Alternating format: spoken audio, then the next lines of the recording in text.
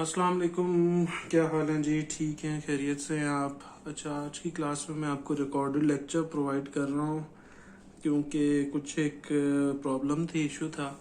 तो मैंने कहा कि ये ना हो कि लेक्चर मिस हो जाए, तो मैंने रिकॉर्ड कर लिया था पहले ही कल रात को। तो मैंने कहा कि आपका लेक्चर डिस्टर्ब ना हो, आपको लेक्चर मिल जाए, हम वहाँ से कंटिन्यू करें। तो नेक्स्ट क्लास में फिर हम देख लेंगे उसी तरीके से जूम पर ही, लेकिन ये भी उसी तरीके से ही होगा। इसमें इंशाल्लाह होपफुली आपको कोई प्रॉब्लम नहीं होगी। नेक्स्ट टॉपिक जो हमारा है हम उसको लेकर चलेंगे आगे। तो जो भी कंफ्यूजन हुई, क्यूरी हुई, आप मुझसे पूछ सकते हैं, मैं आपको इंशाल्लाह आंसर कर दूंगा। तो नेक्स्ट जो हमारा टॉपिक बनता है, प्रीवियस क्लासेस में हमने कुछ जो सेंटेक्स हैं मुख्तलिफ, वो हमने डिस्कस किए थे ब्रांचिंग स्टेटमेंट्स के। कि ब्रांचिंग स्टेटमेंट्स में हमारे पास जो थी वो गो टू स्टेटमेंट थी, इफ स्टेटमेंट थी, कॉल स्टेटमेंट, एग्जिट स्टेटमेंट और रेज इवेंट और रिटर्न, इसको देखा था हमने। तो एक स्टेटमेंट हमारे पास, एक केस रह गया था, उसको कंप्लीट करके हम नेक्स्ट जो आइटरेशन स्टेटमेंट्स आती हैं डॉट नेट की, उनकी तरफ मूव करेंगे। तो जो हमारे पास रह गई थी, सेलेक्ट केस रह गया था। सेलेक्ट केस हमारे पास डॉट नेट में पाया जाता है, ये हमारे पास सी प्लस प्लस में भी है। सेलेक्ट केस बेसिकली एक ब्लॉक ऑफ स्टेटमेंट्स को जो है चूज करता है। अगर हमने उसको रन करना हो तो हम उसको रन करते हैं। इसका सिंटेक्स में लिखूंगा एग्जांपल के साथ, तो आगे मजीद भी आपको क्लियर हो जाएगा। बड़ी बेसिक सी है। इसका जो सिंटेक्स बनता है, या पहले मैं इसकी डेफिनेशन लिख देता हूँ आपको ताकि वो भी क्लियर रहे, तो फिर सिंटेक्स लिख देता हूँ। सेलेक्ट स्टेटमेंट जो है, select case statement is used to execute a specific block of code among the multiple defined slash declared, लिख लें आप, declared blocks ऑफ कोड्स। इसी में भी हमने पढ़ी है, बड़ी कॉमन सी है कि हमारे पास मल्टीपल ऑप्शंस हों, उसमें से रन करके हम एक ब्लॉक को, कोड को रन करते हैं। इसका सिंटेक्स की तरफ आता हूं मैं। सिंटेक्स अगर इसका लिखूं तो फॉर एग्जांपल इसका सिंटेक्स होगा ऐसे, सेलेक्ट केस, इसी तरीके से होगा। आगे हमारे पास जो हमने डिफाइन किया हुआ फंक्शन, उसके हिसाब से केसेस आगे हम डिफाइन करेंगे। केसेस रेड, तो इसकी आगे कोई ना कोई कोड होगा, जो भी लिखा हुआ होगा वो रन होगा। Otherwise case green, case blue,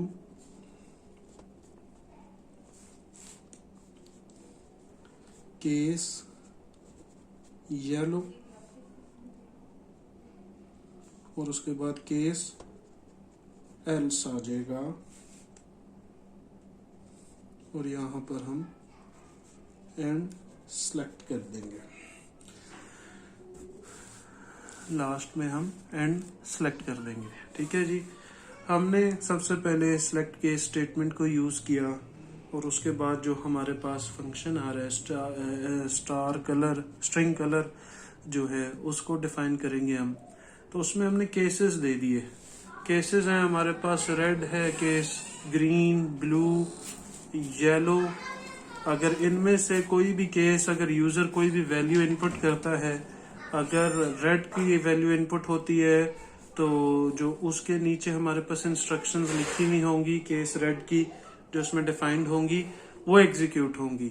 otherwise अगर ग्रीन की करता है तो ग्रीन का जो ब्लॉक ऑफ कोड है वो एग्जीक्यूट होगा। अगर ब्लू करता है तो ब्लू का ब्लॉक ऑफ कोड एग्जीक्यूट होगा। और अगर येलो का करता है तो उसका ब्लॉक ऑफ कोड एग्जीक्यूट होगा। अगर इनमें से कोई भी नहीं ऐसी वैल्यू आती तो लास्ट पे हम केस एल्स हम उसका डिफाइन करेंगे। एल्स में हमने जो भी आगे उसके लिए डिसीजन है, हमने जो भी काम करना होगा वो डिफाइन करेंगे और एंड सेलेक्ट हो जाएगा। ठीक है जी, सिलेक्ट स्टेटमेंट हमारे पास इस तरीके से डॉट नेट में हम इसको डिक्लेयर करते हैं और यूज करते हैं कि हमारे पास मल्टीपल अगर केसेस हों तो उसमें से कोई अगर एक केस हमने एग्जीक्यूट करना हो, कोई एक ऐसा केस जो कि हमने कंसिडर करना हो, तो among multiple block of codes में से हम उसको एग्जीक्यूट कर सकते हैं। ठीक है जी, ये थी हमारी ब्रांचिंग स्टेटमेंट्स तमाम जो हमने पढ़ ली। यहाँ पर एंड होती हैं जो हमने लास्ट क्लास में पढ़ी थी, और आज जो पढ़ी यहाँ पर हमारी ब्रांचिंग स्टेटमेंट्स एंड होती हैं। उसके बाद जो नेक्स्ट हमारे पास स्टेटमेंट आती हैं वो आइटरेशन स्टेटमेंट्स आती हैं। आइटरेशन स्टेटमेंट्स देखेंगे हम और उनके सिंटैक्स भी देखेंगे आज। तो फिर देखते हैं आगे हम आइटरेशन स्टेटमेंट्स।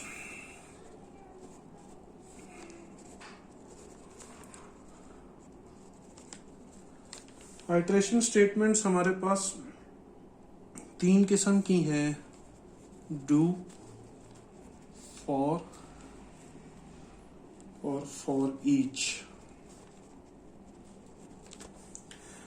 ठीक है जी, ये 3 किस्म की हैं आइटरेशन स्टेटमेंट्स। इनके बारे में मैं पहले आपको ब्रीफली बता देता हूँ, फिर हम बारी बारी इनके सिंटैक्स को भी देखते हैं और कुछ एग्जाम्पल भी देखेंगे। डू स्टेटमेंट हमारे पास, इसमें बेसिकली कोई कंडीशन नहीं होती। हम नंबर ऑफ आइटरेशंस जो है जब तक वो ट्रू या फॉल्स ना हो, इसमें हम ट्रू या फॉल्स की कंडीशन को देखते हैं। अमूमन जो है हम लोग एक कंडीशन बताते हैं कि I less than equal to 10, I less than equal to 20, I less than equal to 30। एक कंडीशन सेट कर देते हैं। जिस तरह हमने जो प्रीवियस थी ब्रांचिंग स्टेटमेंट्स, उसमें हमने देखा कि कोई ना कोई कंडीशन हमारे पास सेट होती है। गो टू में और इफ में हमने देखा कि जब तक वो कंडीशन मीट करती रहती है वो लूप चलता रहता है। जैसे ही वो कंडीशन मीट नहीं करती तो वो लूप एग्जिट हो जाता है। लेकिन डू स्टेटमेंट में हमारे पास कोई कंडीशन हम डिफाइन नहीं करते, उसको कोई रेंज वैल्यू नहीं हम डिफाइन करते। वो हमारे पास एक ट्रू या फॉल्स को देखता है। अगर जब तक वो हमारे पास ट्रू रहता है तो वो डू स्टेटमेंट एग्जीक्यूट होती जाएगी। डू स्टेटमेंट हमारे पास 2 पॉइंट्स के ऊपर एग्जीक्यूट होती है, स्टार्टिंग के ऊपर और एंडिंग पे। स्टार्ट पे एग्जीक्यूट होगी और एंड पे। जैसे ही एंड पे एग्जीक्यूट होगी वो देखेगी कि हमारे पास वो ट्रू है या नहीं। अगर ट्रू है तो वो दोबारा स्टार्ट पे एग्जीक्यूट होके पूरा डू एग्जीक्यूट होगा। अगर वो फिर देखेगी ट्रू है तो वो दोबारा स्टार्ट से एग्जीक्यूट होगी और पूरा कोड एग्जीक्यूट होगा डू के नीचे। लेकिन अगर एंड पे एग्जीक्यूशन के टाइम पे वो फॉल्स मिलता है, उसको उसकी वैल्यू फॉल्स मिलती है, तो वो वहां पर ही टर्मिनेट हो जाएगी डू स्टेटमेंट। ठीक है जी, इसके लिए एक हम इसका सिंटैक्स देख लेते हैं डू का। तो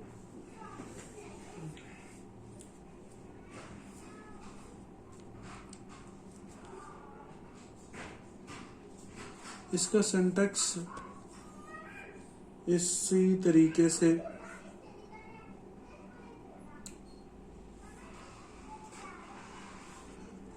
डू वाइल, नीचे हम कोई ब्लॉक ऑफ कोड लिख देते हैं। डू अंटिल, कोई भी इसमें जो हम बात कहना चाह रहे हैं डू अंटिल में, for example I greater than equal to 10 हम कह रहे हैं। Do I until I greater than equal to, ये एक साइन होगा, ग्रेटर देन इक्वल टू 10, तो जो उसका लूप है वो चलेगा।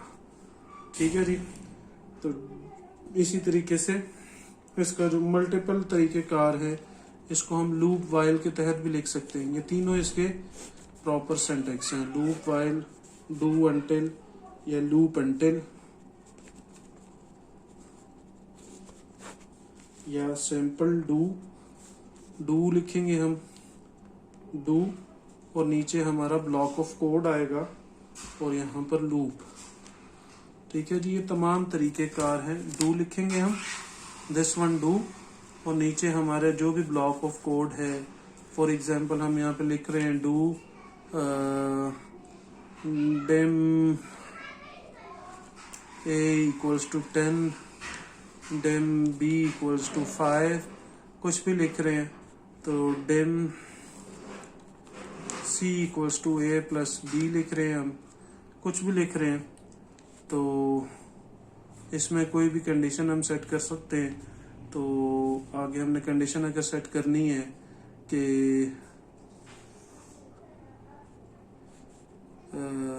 फॉर एग्जांपल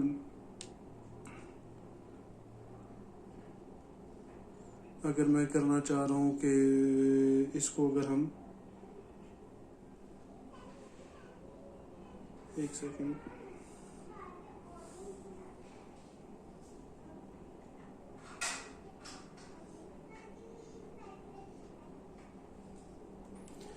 ये कोई भी आप इसमें स्टेटमेंट आगे मजीद इसमें लिख सकते हैं। फॉर एग्जांपल अगर मैं लिखता हूँ कि for example console dot write C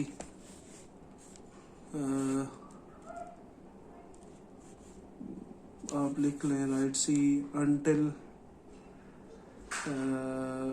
आप लिख लें डू अंटिल until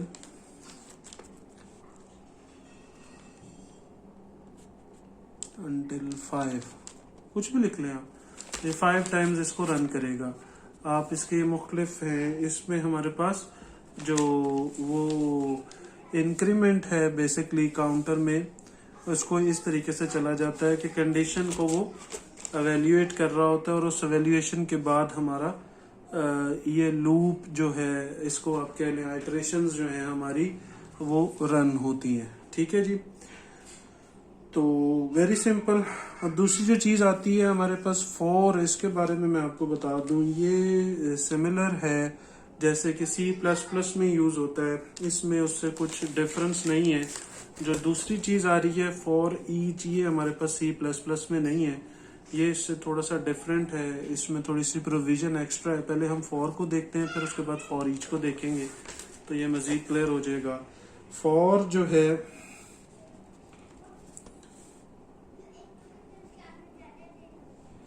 हमारे पास कोई भी अगर वैल्यू है हम उसको डिफाइन कर रहे हैं, तो सिंटैक्स में इसका देखता हूँ। सिंटैक्स अगर डिस्कस करें तो for variable equals to expression to expression step expression statement, और नेक्स्ट वेरिएबल लिस्ट।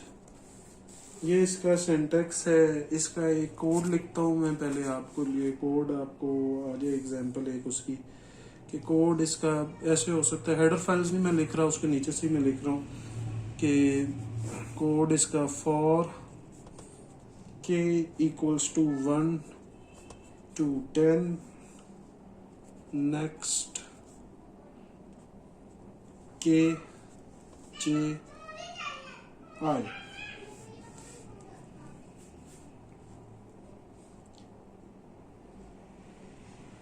ये कोड जो है हमारे पास कैसे काम करेगा, ये ऐसे करेगा काम, for i equals to 1 to 10, for j equals to 1 to 10, और फॉर i फॉर k बच रहा है ना इसमें से, k इक्वल्स टू 1 to 10, और नीचे बाकी कोड आ जाएगा। नेक्स्ट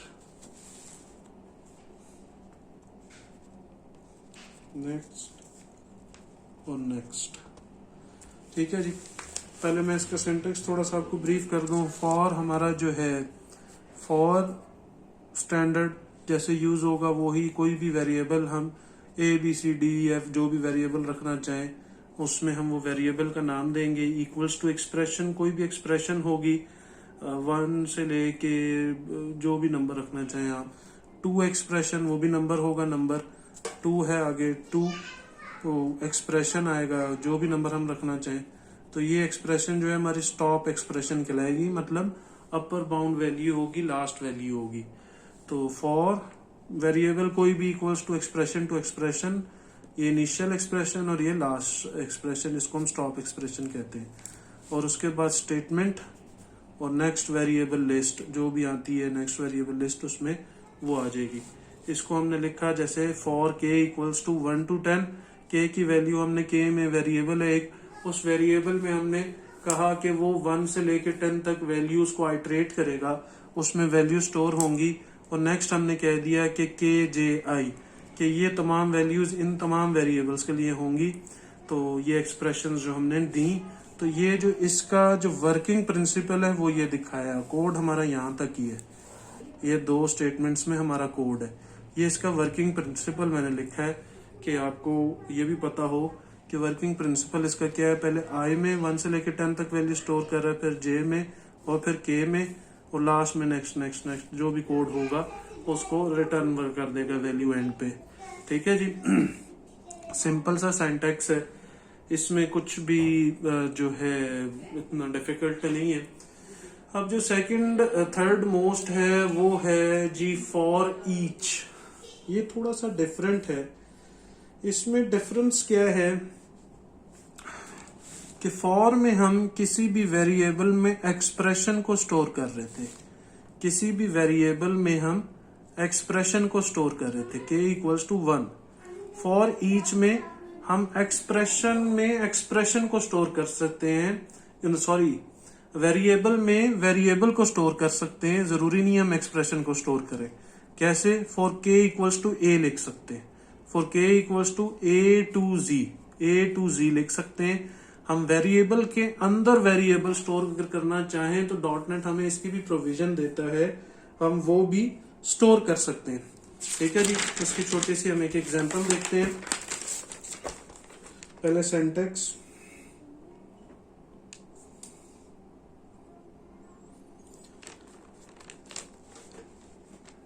सिंटैक्स इसका लिख लें फॉर ईच का। सिंटैक्स इसका बनता है कि जी for each variable in expression statements, next variable.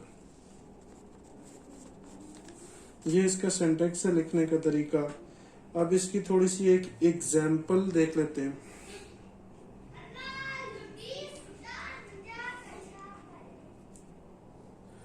Example है जी इसकी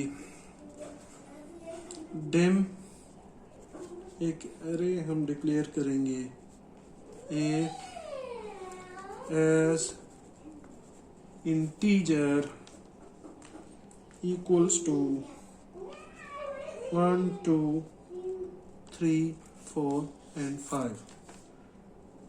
dim b as integer for each, यहाँ पर for आएगा, for each b in a console dot write line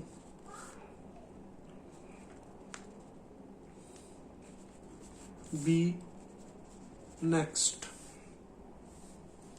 ये जो इक्विवेलेंट होगा इसको अगर मैं लिखूं, ये हमारा कोड बनेगा। इसका जो वर्किंग प्रिंसिपल बन रहा है वो ऐसे बनेगा, वो मैं लिख देता हूँ आपको। इस लाइन से नीचे कोड नहीं है, मैं आपको उसको ओपन करके लिख के बता रहा हूँ कि वो कैसे बनेगा। हमारे पास डिम ए एज इंटीजर हमने डिक्लेयर किया 1 2 3 4 and 5 के, और फिर उसके बाद dim B as integer declare किया, dim I as integer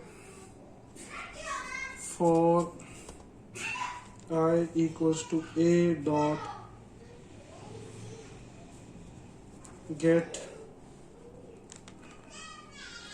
lower bound 0 to A dot get upper bound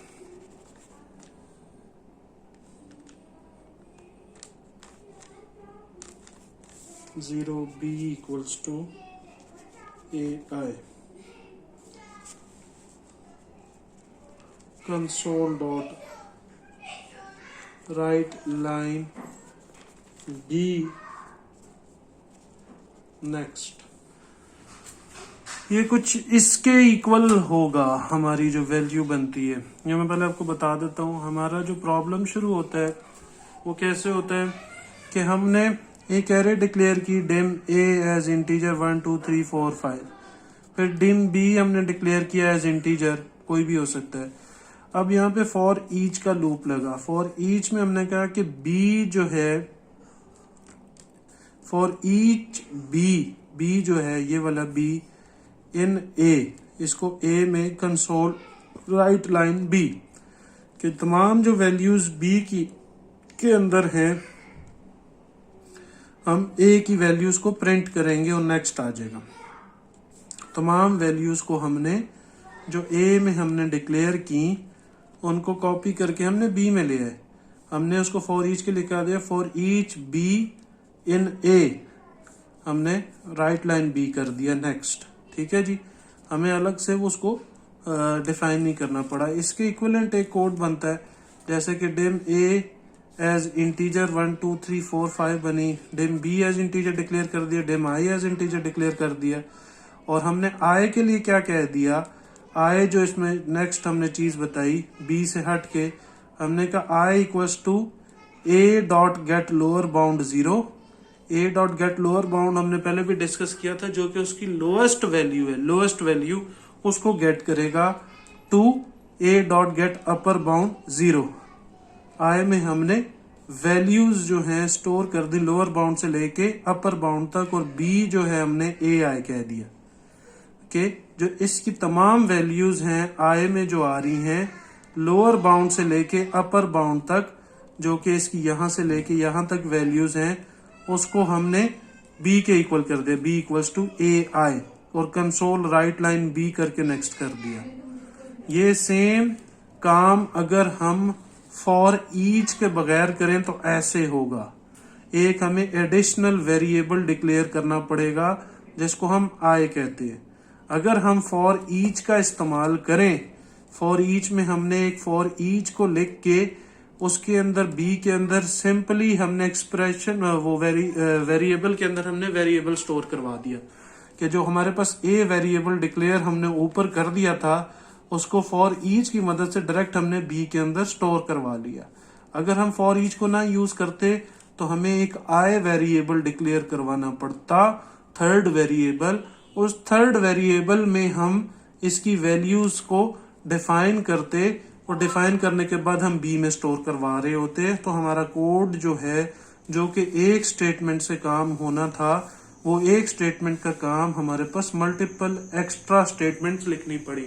ये इतना सा काम करना हो तो वो तो चलो हम लिख सकते हैं, लेकिन बाज औक़ात कोड हमारा काफी लेंथी होता है, काम हमारा काफी डिटेल्ड होता है, तो हमें फॉर ईच से काफी मदद मिलती है। ठीक है जी, सिंपल फॉर में हम एक वेरिएबल के अंदर एक एक्सप्रेशन को स्टोर करा रहे होते हैं और फॉर ईच में हम वेरिएबल के अंदर वेरिएबल को स्टोर करवा सकते हैं। इसकी प्रोविजन भी हमें डॉटनेट देता है। एक डाटा स्ट्रक्चर हमारे पास ये भी यूज होती है, उसका सिंटैक्स चेक कर लिया हमने, ये चीज थी, इसका इस तरीके से सिंटैक्स था, और इसकी एक एग्जांपल भी देख लिया हमने। इस तरीके से ये चीजें होंगी। तो हमारी ये जो आइटरेटिव स्टेटमेंट्स हैं ये 3 ही हैं, ये हमारी यहाँ पर कंप्लीट होती हैं। ब्रांचिंग स्टेटमेंट्स भी कर ली हमने, आइटरेटिव स्टेटमेंट्स भी कर ली, अरेज भी कर लिए। तो अब that's all for today's class. I think it's enough for these branching statements. तो आगे जो नेक्स्ट क्लास में है हम नेक्स्ट टॉपिक को शुरू करेंगे, आगे मूव ऑन करेंगे। तो इसमें कोई भी क्यूरी या कोई भी कंफ्यूजन किसी भी स्टूडेंट को हो तो वो मुझसे डायरेक्टली पूछ ले, तो मैं अवेलेबल हूँ तमाम स्टूडेंट्स के लिए, तो इंशाल्लाह वो क्लियर कर दी जाएगी। तो आप इसमें मजीद भी रिसर्च करके इसकी प्रैक्टिस करें आप, तो वो ज़्यादा बेहतर है। जितनी प्रैक्टिस करेंगे उतनी ज़्यादा क्लियर होंगी चीज़ें। मेरा काम है आपको सिंटैक्स बताना, उसकी तमाम चीज़ें बताना, प्रैक्टिस करना आपका अपना काम है। प्रैक्टिस करें, जो क्यूरीज हैं कन्फ्यूजन्स हैं मुझसे पूछें, इंशाल्लाह मैं क्लियर कर दूंगा। थैंक यू वेरी मच, अपना ख्याल रखिएगा, अल्लाह हाफिज़।